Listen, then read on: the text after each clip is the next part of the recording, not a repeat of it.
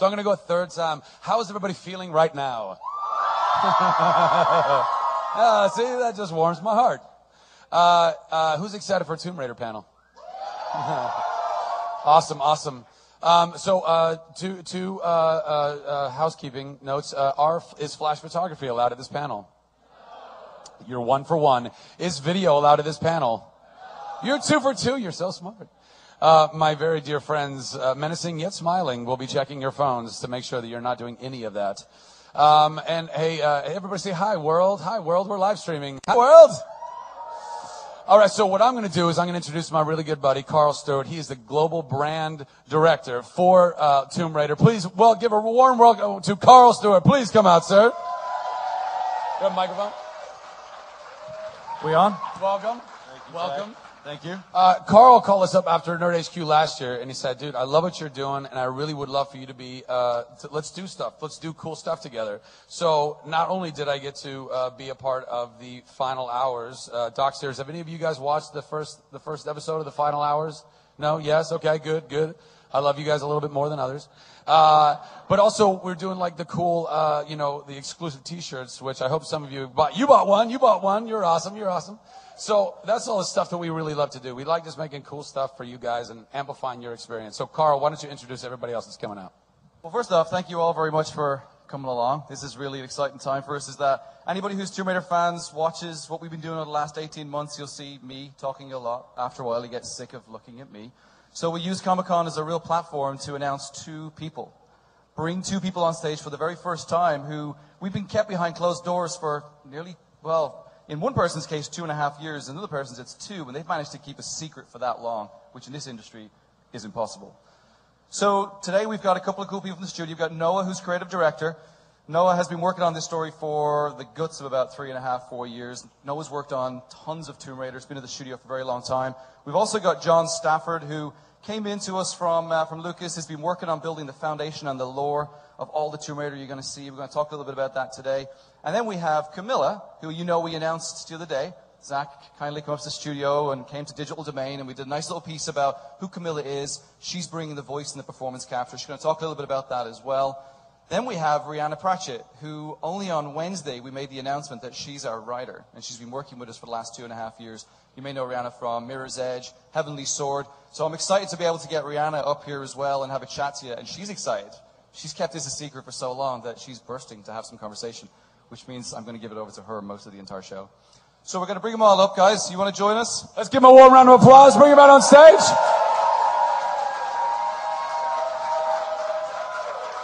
This is Noah, Rhianna, Camilla, of course. Everybody knows Camilla, and John Stafford.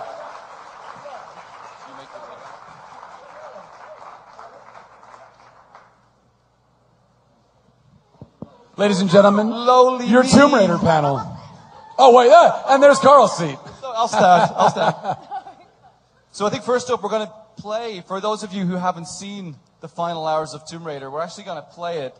We've been airing it here, but there's been no volume because obviously there's loads of music. So we're going to play that. It's about 6.5 minutes long, and it'll give you all a real opportunity to see what Zach's been doing, working with us, helping bring a fly-on-the-wall approach to the development of the game and the personality and the emotion behind all of us. You guys excited about that? Roll it. I love it. Hey everybody, Zachary Levi here, just outside of San Francisco, California, at world-class development studio Crystal Dynamics, whose current project is the reimagining of the Tomb Raider franchise. From now until the game launches, we're going to be hopping around the globe, bringing you exclusive first looks at some of the key ingredients that are shaping and creating this world. First stop, Digital Domain, Los Angeles, California, to meet one of the most crucial pieces of the Tomb Raider puzzle, Lara Croft herself. I'm Zachary Levi, and these are the final hours of Tomb Raider.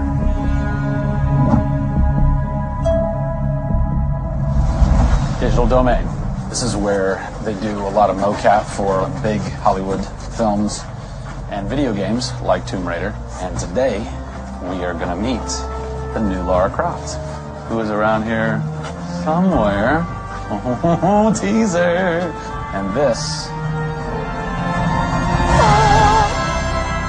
is where the magic happens. I think that might be the new Lara Croft. That's the new Lara Croft.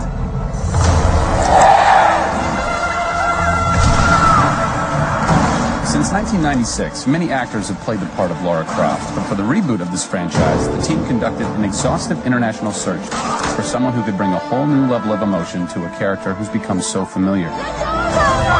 In late 2010, a young English-born actress was chosen to become one of the most recognizable characters in video games. My name is Camilla Luddington. I'm a British actress living in Los Angeles. I am the voice and character of Lara Croft, the British heroine. When I was first approached for it, I really felt overwhelmed at the honor of playing an icon like Lara Croft. I think I screamed in my car, actually, when I heard that I got the role. Lara Croft, one of the most iconic female characters in all of gaming. This is really her origin story, how Lara became the super badass that she is in later years. She is just a young, naive, perhaps 21-year-old who has a thirst for adventure. We're used to seeing Lara Croft as just the cold-hearted, almost killer, and she's a badass and everything, but I think in this, you see her struggle. You can do this, Lara. Please come and get me. When we went through the process of looking for actresses the world over, I mean, this was Europe, this was LA, we had hundreds and hundreds of actresses that were whittled down, and we ended up with Camilla. She had sort of that rawness that we wanted. Somebody who not only wanted the part, but was willing to push her character into that emotional area that we wanted. Let's learn a little bit about Camilla. Where are you from? I am from a town in England called Ascot in Berkshire. And it's like those things you wear around your neck. Really didn't do TV or film or anything until I got here in Los Angeles. But really, I had a stage background, which I also think helps though with this, because this is almost feels like performing on a stage.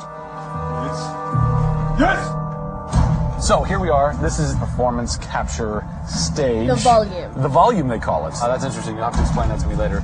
I don't know why. I think maybe it's like a measurement thing, like height and width and depth. I'm gonna go with yes. Creates volume. Yeah. Math nerd. And you also do get nifty props. Yes. And what's a fun fact about this? Careful. You can hit somebody. Wow. Is that they'll put Velcro on this, and they'll be like, okay, you're gonna have a gun and another gun, and they'll just stick to you. How much Velcro does a bazooka need to stay on tightly? A lot. There had to have been a lot of pressure as far as being the new Lara. It was intimidating. Did you go run around in the woods? Did you go hunt boar with a bow and arrow? Well, what's funny is I actually did archery when I was a kid. Really? Yeah, at the time you're thinking, why do I need archery? When am I going to use a bow and arrow? And now I know why. Interestingly enough. No! Is Lara a video game icon? A sex symbol? I think she's both. Oh! Obviously, she's a game icon. But I also think she's a sex symbol because she fights for what she believes in. She's courageous. And I think those things are sexy. The shorts are gone. Which I'm sure most guys will think is a bummer. I like her new look. Yes, she's still gorgeous, but now she's a person. Camilla brings truth. She is truly breathing life into Lara Croft. And when Lara is supposed to be going through an emotional scene, you'll see tears streaming down Camilla's face, and it's real. People ran over to her, like, are you okay? Like, she's got mascara running and tears streaming down her cheeks, and she's like, oh yeah. And you're like, wow. When I got this role at first, I did not even know that I would be crying so much. I just thought I'd be kicking butt. That was the Lara that I thought I'd gotten myself into. This was some of the most emotionally and physically draining work that I'd ever done.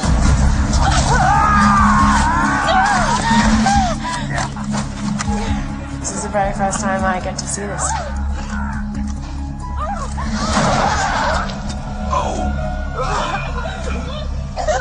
Oh God! I had to do it. I had to do it. So the fans have now seen Lara's first kill. What was that moment for you like? Intense, for sure. Probably one of the hardest things to film.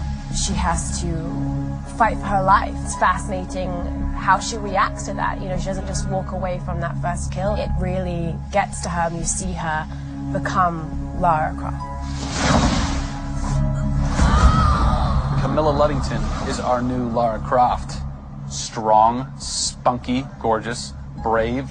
How did she get so brave? Excellent question. We're going to cover that in our next installment when we sit down with the writers who crafted the origin story of Lara Croft. Don't miss it.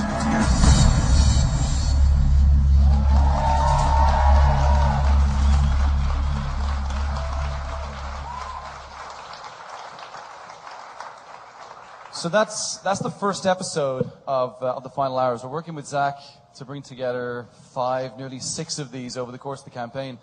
And one of the big things with this in particular is that we've all worked on many games, Camilla's first game, but as the rest of the team, we do so much behind closed doors and so much behind the scenes that we want us to bring out the emotion and the personalities of all parts involved. So the first one, we call it the final hours. We're working with Jeff Keighley, who did 2 of them before with Portal 2 and Mass Effect 3. And what I spoke with Jeff originally, it was like there's so many final hours all the way through this game. In particular, Camilla's coming up to the last sort of script line. She's going to be in the studio again soon.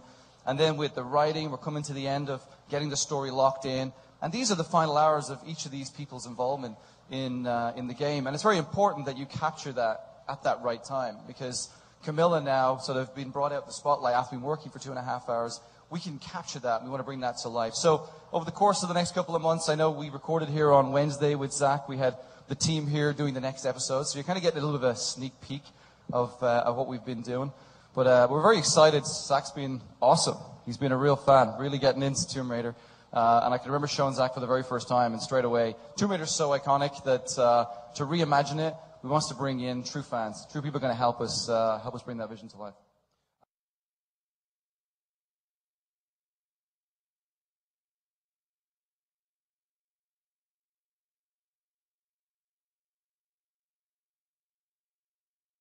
I never realized how much I talk with my hands until I watched that. And I was like, so this is what's happening next. We're going to Los Angeles to meet Camilla Luddington. What am I, Italian? I'm not Italian. Why am I doing that? You want to tell them how many takes that took? It's like, why do I keep every punctuation? This is an unmoderated panel, by the way, as you well know. So who has a burning question? Oh, right here in the front. What's going on, guys? My name is JJ, and I'm a Tomb Raider nerd. Yes! Yay! Good man. So, Zach, last night at the mystery panel, I asked you about that make-out question about, Yes, thank you for that. So this question is for Camilla. What's the most awkward thing during shooting and all that you had to do and you didn't really want to do it, or it's too difficult or whatnot? I think I've said this before. I did say it in the interview. I really had no idea how physically demanding it would be. So I remember one day, well, this was my experience always, which Noah can let you know too. I would say, so what just happened? Because they would brief me on what happened just before every scene. And they would be like, okay, so this is what happened. You fell down a cliff and you've been stabbed 40 times and your face is on fire. So, and then they would strap like ropes on me and like drag me across the floor, and I would have bruises and like rope burn on me. So I think everything I did was always awkward and slightly horrifying. And I was always dreading everything. I'd always be like, can I just take 5 minutes before we do this? So just every scene was tough. There wasn't like a particular scene that was awkward. It was all awkward. Sorry about that. It's okay. Yes, right there with the R2-D2 hat. Hi, I finally got my hands on the demo, and I just absolutely love the graphics and the detail and everything. But there was one thing that really, for the first time, blew me away in a video game, and it was the animation. It was just so superb, and I wanted to know, how did you guys actually get such realistic animations? Because even walking slow and creeping and everything, you could tell she's kind of hunting and stalking and going all slow, and then if you're running, it's all real. It's like if somebody really would be doing that. So I just want to know, how did you guys go into that process of getting such realistic animations like that into the game? It was really difficult. Go ahead. Well, a lot of the in-game cinematic stuff, we do the motion capture process, which you see a glimpse of in that video we showed. But a lot of the in-game stuff is actually done by our tremendously talented animation team back at Crystal Dynamics. So they will take reference from ourselves doing moves, but also very much take Camilla's reference from the set down in LA when we were shooting that, and make sure that they're capturing the Lara that we're capturing in cinematics.